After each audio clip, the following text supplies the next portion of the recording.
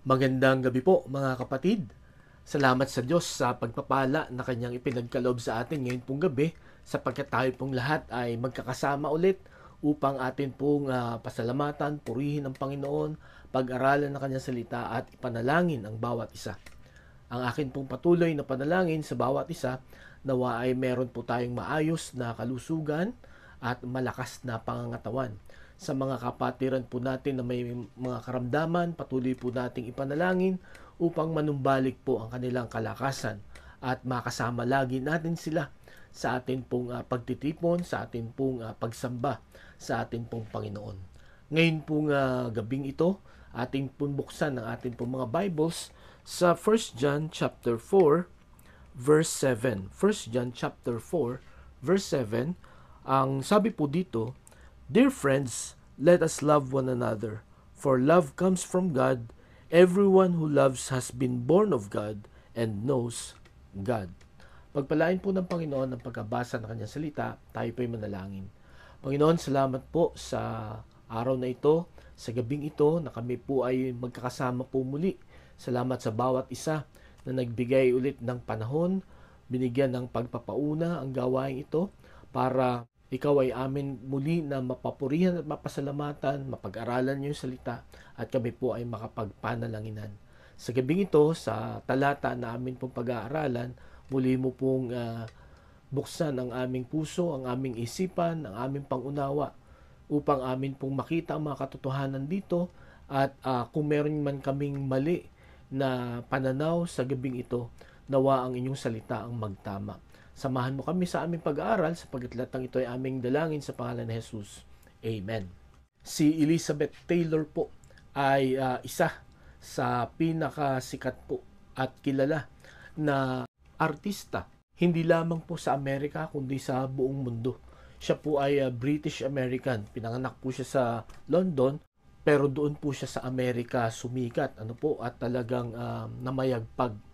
Kilala po siya hindi lamang sa kanyang kagandahan, sa kanyang galing sa pag-arte sa mga pelikula, at kilala din po siya na nag-iisang babae na meron po purple eyes. Yung kanya pong mata ay hindi berde, hindi blue, kundi purple, ube. At yun po ang kakaiba sa kanya. Ngunit meron pong isang bagay din sa buhay niya na kilalang kilala siya. Siya po ay 8 beses ikinasal, sa 7 lalaki. 8 beses sa 7 lalaki?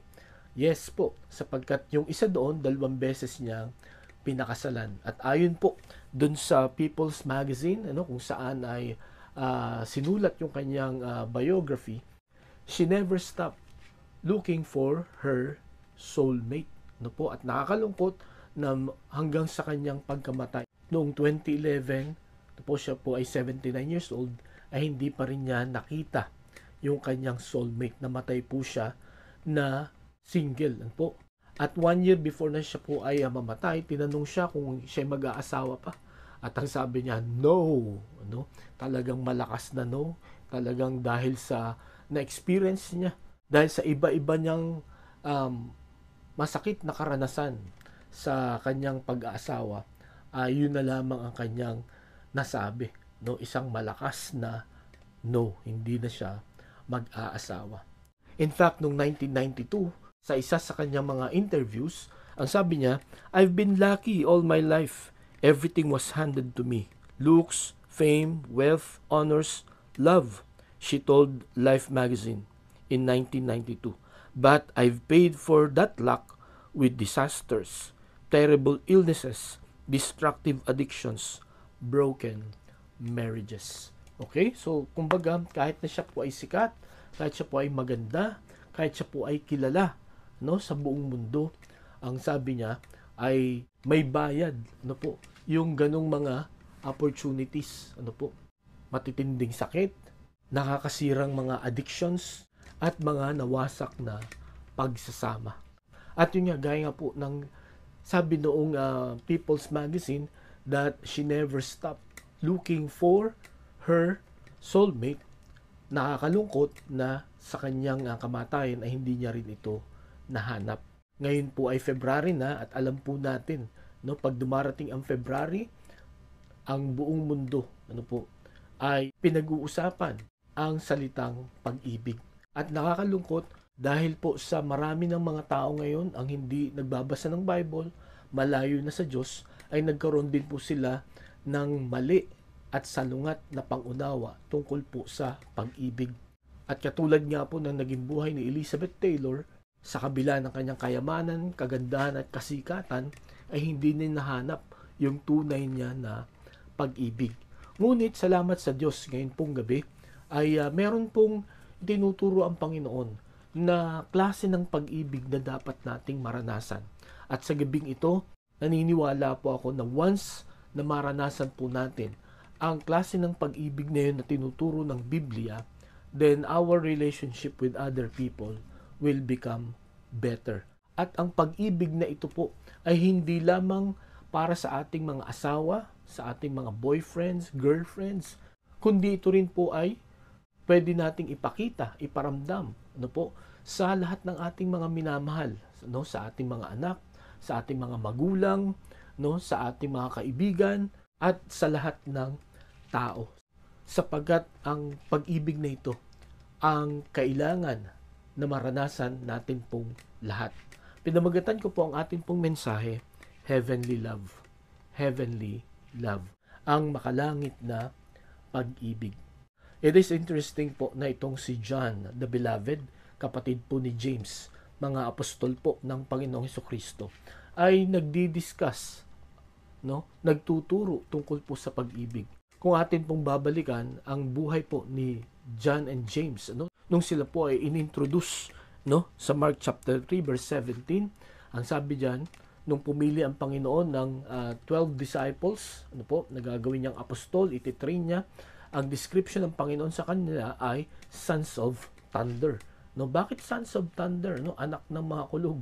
Sapagkat kung babasahin niyo po ang buhay ng dalawang ito, sila po ay mainitin ang ulo. Kung inyong natatandaan, sa Luke chapter 9 verse 54, na nung sila ay pumunta sa isang Samaritan village, dadaan sila doon para mag-preach ng gospel pero hindi sila tinanggap.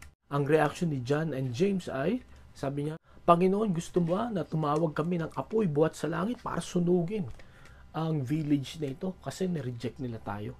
Pero nirebuke sila ng Panginoon at sabi niya, at ang sabi ng Panginoon, sa iba na lang tayo dumaan.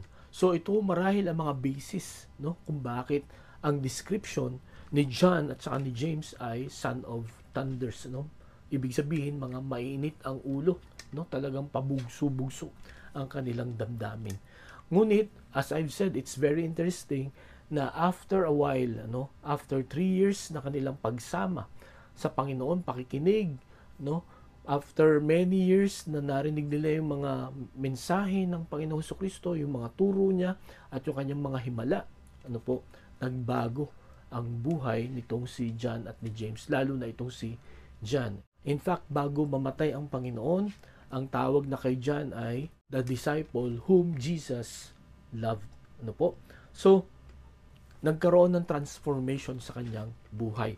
At dito sa kanyang unang sulat, ay tinuro niya ang kahalagahan ng pagmamahalan sa isa't isa. At pinakita niya rin dito na bago mangyari yun, dapat meron tayong maranasan na klase ng pag-ibig. At yun nga po yung tinatawag na heavenly love. At dito po sa ating pag-uusapan ngayon, heavenly love, meron po tayong 3 katotohanan na makikita. At sa ating pong pag-aaral nito, ang panalangin ko po ay once na makita natin ano ba itong heavenly love na ito, ay itama po nito, ayusin po nito ang klase ng ating pong pagmamahal, una sa Diyos, pangalawa ay sa ating pong kapwa. Kung mali ang paraan ng ating pagmamahal, ay maitigil na natin, maiwasan na natin, at ito po ay maitama na natin. Sapagkat naniniwala ako sa gabing ito, ang kailangan po nating lahat na maranasan at ang kailangan po nating maiparamdam sa ibang tao na klase ng pag-ibig ay itong makalangit na pag-ibig. Okay? So, ang unang katotohanan na makikita po natin dito po sa John chapter 4 verse 7 ay the origin of the heavenly love, ano?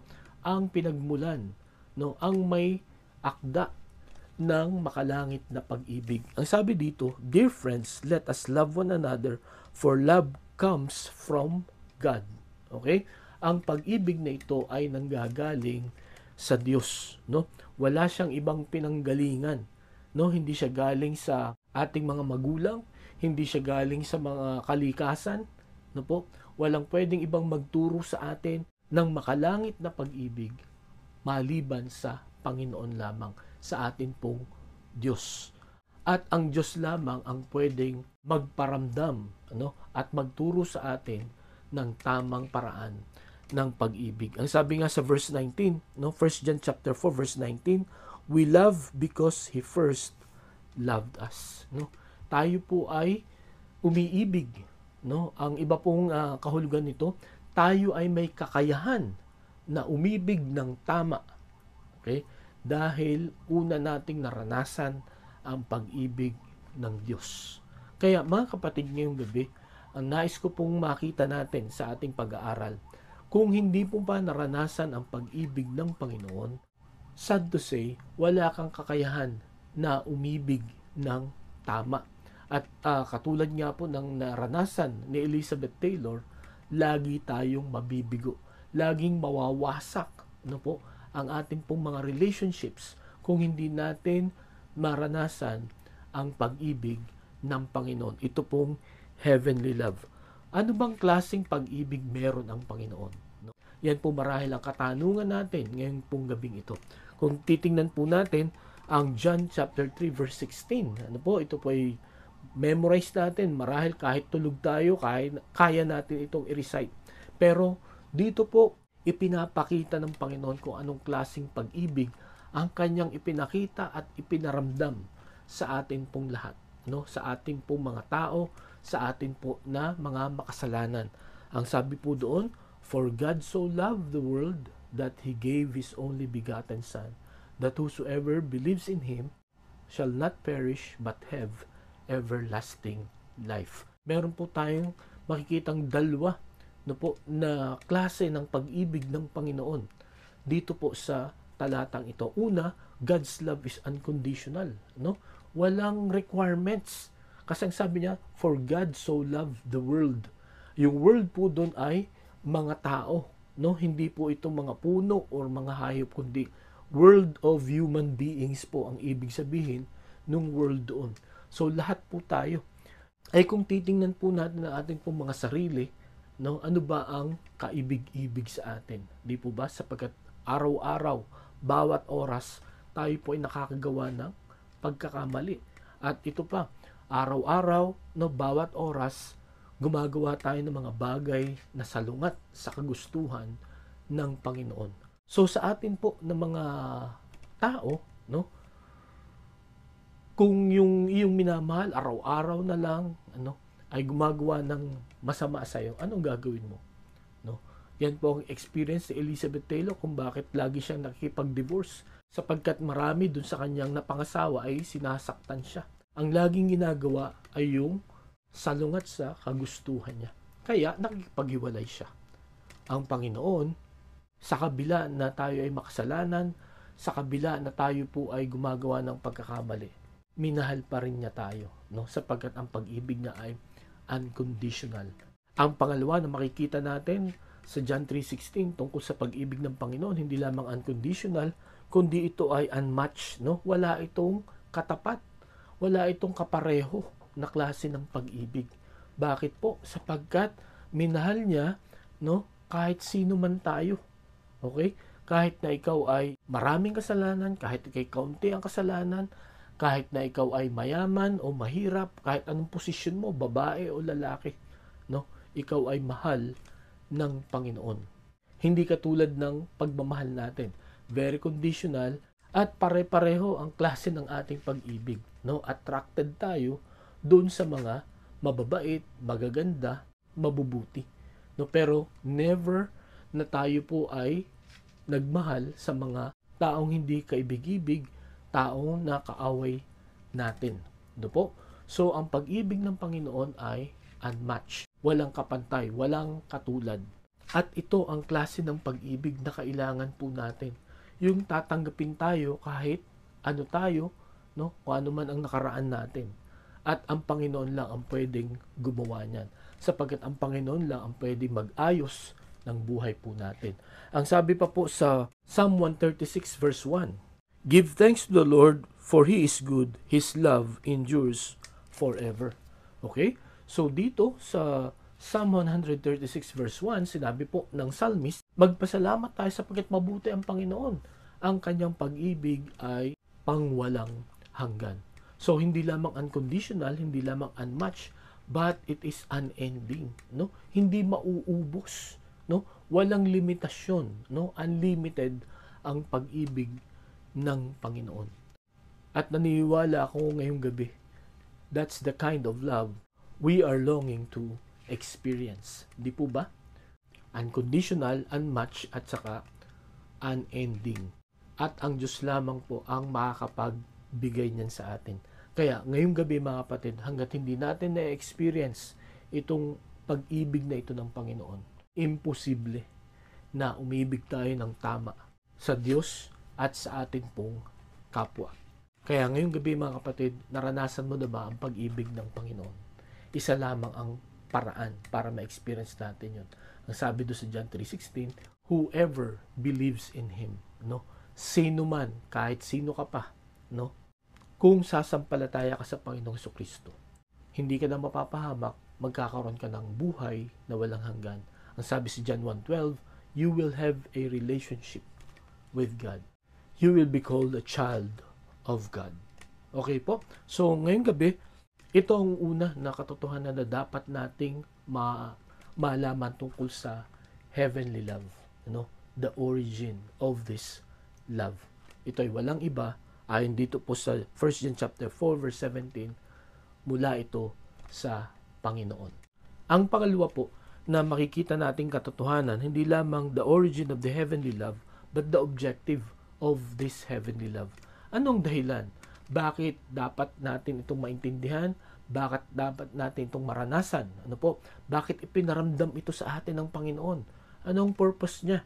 No, anong kanyang objective? Ang sabi dito sa 1 John chapter 4 verse 7, Dear friends, let us love one another, for love comes from God. So, ang tanging objective po ng pagmamahal ng Panginoon na pinaranas sa atin is for us to love one another, para matutunan natin na magmahal sa iba. At tandaan po natin ang kahulugan ng pagmamahal dito or ng love dito. Hindi po ito passive or yung pagmamahal na naghihintay na may gawin ka sa kanya para malaman mo, maranasan mong mahal ka ng isang tao, kundi ito po ay active love. Ang ibig sabihin, ikaw ang mag-i-initiate ng action. Okay, ano ba ang ibig sabihin ng agape love? Which is the highest form of love, thinking and doing what is best for the other. Ano po ang ibig sabihin nun? Ang iisipin mo lang at gagawin mo ay yung ikakabuti ng taong minamahal mo. So lahat ng makakasama, lahat ng makakasira sa iyong minamahal, hindi yun ang iyong gagawin, kundi yun lamang makakabuti. Di po ba? Kung yung sasabihin mo ay makakasakit sa kanya, huwag mo nang sabihin. Dapat ang sasabihin mo lang ay yung makakatulong sa kanya. Okay? Kaya ngayong gabi mga kapatid, sa atin pong pag-aaral tungkol po sa heavenly love, dapat ang ganito po ang laging nasa isip natin, habang pinag-aaralan natin ito. Ano yung bagay na dapat kong iparamdam, ipakita, sabihin sa kanya. Okay? Kasi yan po ang kahulugan ng pag-ibig na ito. It is active. Ikaw yung nag-i-initiate ng action.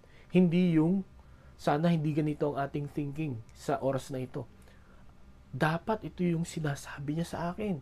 Ito yung pinaparamdam niya sa akin. Ito yung pinapakita niya sa akin. Sana hindi po yan ang thinking natin, kundi ang naisip natin, marirealize natin ngayong gabi, ano yung gagawin natin for others. Okay po? So, i-evaluate po natin. When we say I love you to the person, sa inyong asawa, sa inyong anak, no, sa inyong mga magulang, sa inyong mga kapatid, sa inyong mga kaibigan. Ano ang ibig sabihin nun? Di po ba? Ang Panginoon, when He said, I love you to us, no, He sent His Son, no, at iniligtas niya tayo. His sacrifice, no, His greatest possession, His Son. At ang Panginoong Kristo, He gave up His life, no. Kumbaga, may ginawa siya sa atin para maiparamdam, mapatotohanan yung kanyang pagmamahal sa atin. Ngayong gabi, the objective of heavenly love is for us to learn how to love one another. Ano po ang ibig sabihin nun? When we say we love one another, meron po tayong gagawing mabuti, no? Tama at maayos para sa bawat isa. Hindi po tayo ang maghihintay na tayo ang gawan, kundi tayo po ang gagawa nito. Kaya mga kapatid, ngayong gabi, kailan natin na iparamdam ang pagmamahal sa ibang tao? Sa atin pong pinag-usapan ngayon, ito ang paraan, no, para maipakita natin, maiparamdam natin ang totoong kahulugan ng pag-ibig. At ito ay hindi makamundong pag-ibig, kundi ito ay makalangit na pag-ibig. Sapagkat ang makamundong pag-ibig ay, ang objective niya ay ano ang magagawa mo sa akin. Pero ang objective ng heavenly love ay ano ang magagawa ko sa iyo. Sapagkat kung hindi natin gagawin po itong heavenly love, lagi po tayong mabibigo, no? Lagi tayong masasaktan. To the point na parang magiging allergic na tayo, no? Pag naririnig natin yung salitang love. Pero hindi yan po ang gusto ng Panginoon na ma-experience natin. It's through loving others. Doon po natin may enjoy, doon natin makikita at may papakita ang tunay na pag-ibig. So yun po ang pangalawa na gusto ko pong makita natin ngayon pong gabing ito.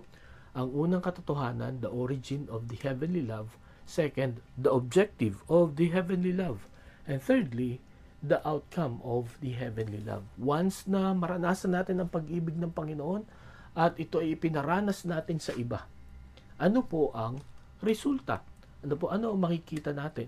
Kung babalikan po natin sa 1 John chapter 4 verse 7, sabi diyan, everyone who loves has been born of God and knows God. Ang una po na mararanasan ng isang tao na naranasan ang pag-ibig ng Panginoon at ito ay ipinaparanas natin sa iba. Una ay salvation, no? Pag naranasan natin ang pag-ibig ng Panginoon, no, mararanasan natin ang kaligtasan, no? Hindi lamang kaligtasan sa apoy ng impyerno, kundi kaligtasan sa klase ng maling pagmamahal na nararanasan natin dito sa mundong ito, no? Itatama ng Panginoon yung paraan ng atin pong pagmamahal. No po, nakuha niyo po ako, no? Hindi lamang yung kaligtasan sa impyerno or sa anumang kasamaan or kapahamakan sa impyerno, kundi ililigtas tayo ng Panginoon sa maling paraan ng pagmamahal. No, sapagkat pag pinanatili natin itong maling pagmamahal na ito, yun nga po, tayo ay lagi tayong mabibigo at lagi tayong mapapahamak. Pero kung atin pong mararanasan ang heavenly love at ito po ay ating ipaparamdam, ipapakita, no, sa atin pong kapwa, then we will experience the real meaning of true love. Sapagkat yung paraan lamang ng Panginoon ang mag-aayos at magtatama ng atin pong mga relationships sa mundong ito. Okay po? So, yun po ang una na magiging resulta, no, when we experience heavenly love, no, we will be saved, no, or salvation. Second, na mararanasan po natin, ang sabi dito, and knows God, no, makikilala mo ang Panginoon. At alam po ninyo, pagka sinabing makikilala ang Panginoon, ang ibig sabihin ng know doon, hindi lamang yung head knowledge, no, kundi by experience. At when you know the Lord, no, you will have a strong relationship, no. Ito po ang magiging resulta nito. No, when you know the love of God, when you experience the love of God, you will experience salvation and you will have a strong relationship. Ang sabi po sa John chapter 15 verse 15, Ang sabi ng Panginoon sa mga apostol niya, I no longer call you servants because a servant does not know his master's business. Instead, I have I have called you friends, for everything that I learned from my Father I have made known to you. So makita po natin yung word na know. Okay? Ang sabi niya, hindi ko na kayo tatawagin na mga alipin, no? Mga alipin, kundi tatawagin ko na kayong mga kaibigan sapagkat nalaman nyo na, no? Naipaalam ko na sa inyo, no? Kung sino ang Ama. Sapagkat naipakilala ko na sa inyo, naipaalam ko na sa inyo, no? Ang lahat ng mga bagay, lahat ng mga plano ng Diyos Ama. Okay? So, pagka nagkaroon tayo ng knowledge about God, no? Ibig sabihin patibay, no? At patatag ng patatag ang ating pong relationship. Katulad din po sa ating pakikipag-relate sa mga tao. When we are interested to a certain person, no? 'Di ba lagi natin siyang kinakausap, lagi natin siyang tinatanong kahit paulit-ulit, no? Why? Because we want to know that person. Because by knowing that person, mas lalong nagiging intimate, mas lalong nagiging matatag ang atin pong relationship. Kaya sa gabing ito mga kapatid, gaano natin kakilala ang Panginoon? Pagkatapos po ng salvation, dapat ang sunod ay patuloy nating kilalanin ang Panginoon, no? At the more you know Him, no, the more you get closer and your relationship will become stronger. Malalaman natin yung ayaw ng Panginoon at yung gusto niya, no? At the more you get closer to the Lord, no, mas magiging ayos ang takbo ng ating pong buhay. Sa ating pong mga decision makings, magiging tama ang ating pong mga pasya. Kasi lagi tayong kukonsulta sa ating pong Panginoon. Kaya ngayong gabi mga kapatid, meron po tayong tatlong katotohanang nakita about the heavenly love. Na itong heavenly love na ito, kailangan po nating maranasan para magkaroon po tayo ng maayos na relasyon sa Panginoon at magkaroon po tayo ng maayos na relasyon sa ating kapwa. Na every time na pag-uusapan ng pag-ibig ay meron po tayong tama, maayos na pananaw. At kung meron po tayong tama at maayos na pananaw, mas maipaparamdam natin, mas maipapakita natin ang maayos na paraan ng pag-ibig. At pagka ito po ay nakita ng mga tao, lalo tigit ng mga hindi mananampalataya, they will be attracted, no, to know the Lord. They will be interested and they will be attracted, no, na maranasan din ang pag-ibig ng ating pong Panginoon. Ngayong gabi, natutunan po natin ang origin, ang objective, at ang outcome ng heavenly love. Ang panalangin ko po sa atin mga kapatid ngayong gabi, maitama nito, maiayos nito ang paraan ng ating pong pagmamahal sa ating pong Panginoon at maging sa ating pong kapwa. At ang sabi nga ng Panginoong Jesucristo, no, bago siya mamatay, sa John chapter 13 verse 35, by this all men will know that you are my disciples if you love one another. So mga kapatid, ngayon pong gabi, nawa ito ang pagsikapan po natin na matutunan sa atin pong patuloy na pagsunod sa atin pong Panginoon. May we experience the heavenly love, and by God's grace, let us share it to others. Tayo po'y manalangin. Salamat Panginoon sa paalala ng inyong salita tungkol po sa pag-ibig. Naamin namin ngayong gabi na madalas ay naimpluwensyahan kami ng paraan ng pag-ibig ng mundong ito. Salamat po sapagkat pinalalahanan mo ulit kami kung ano ba ang tama, ang dapat na amin pong gawin pagdating po sa larangan ng pag-ibig. Tulungan mo kami na maalala na ikaw ang may akda nito, kaya kami ay sa iyo lamang magpaturo at sumunod, Panginoon, upang amin pong magawa ang objective ng heavenly love, yung mahalin ng aming kapwa. At salamat po sapagkat paggagawin namin ito, ang resulta ay kaligtasan at matatag na relationship, Panginoon. Lord, nawa ay huwag naming makalimutan ang mga katotohanan ito. Tulungan mo kami na i-apply ito sa amin po mga buhay. Salamat po, Panginoon. Ito ang aming dalangin sa pangalan ni Jesus. Amen. Maraming salamat po sa inyong pakikinig. Pagpalain tayo ng Panginoon, mag-ingat po tayo at magandang gabi sa bawat isa.